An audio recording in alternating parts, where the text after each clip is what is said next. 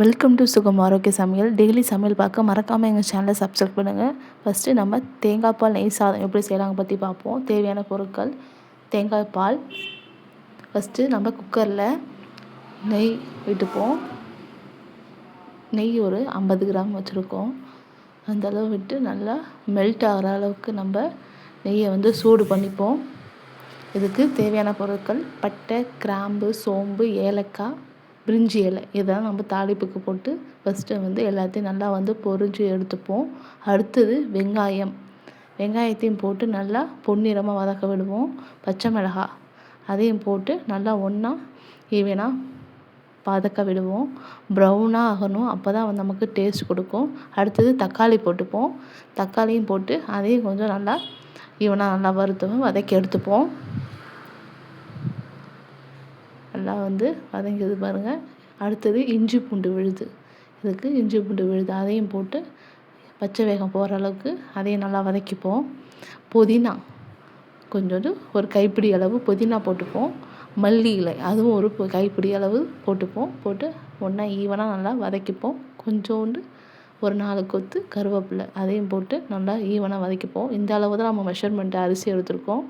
நம்ம இதே அளவு நம்ம தேங்காய் பால் என்ன அளவு நம்ம மெஷர்மெண்ட் எடுக்கிறோமோ அந்த அளவுக்கு நம்ம அரிசி எடுக்கிறோமோ அந்த அளவு நம்ம தேங்காய் பால் சேர்க்குறோம். இப்போ இந்த அளவுக்கு நம்ம 2 கப்பு தேங்காய் பால் ஊற்றிருக்கோம்.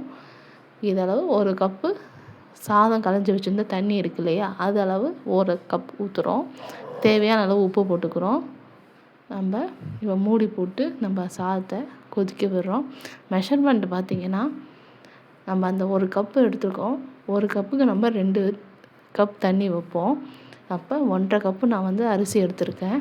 அதனால் நான் 3 கப்பு 2 கப்பு தேங்காய் பால், 1 கப்பு அரிசி களைஞ்சி வச்சுருந்த தண்ணி ஊற்றிருக்கேன். மொத்தம் 3 கப்பு ஊற்றிருக்கேன். அரிசியை எல்லாத்தையும் போட்டு கொட்டியாச்சு. நம்ம ஒன்றா எல்லாத்தையும் கலந்து விட்டு குக்கரை கொதி வந்தோடனே குக்கர் போட்டு மூடி வச்சுருவோம்.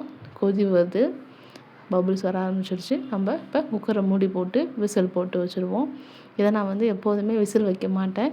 20 நிமிஷம் தம்மில் போட்டுருவேன்.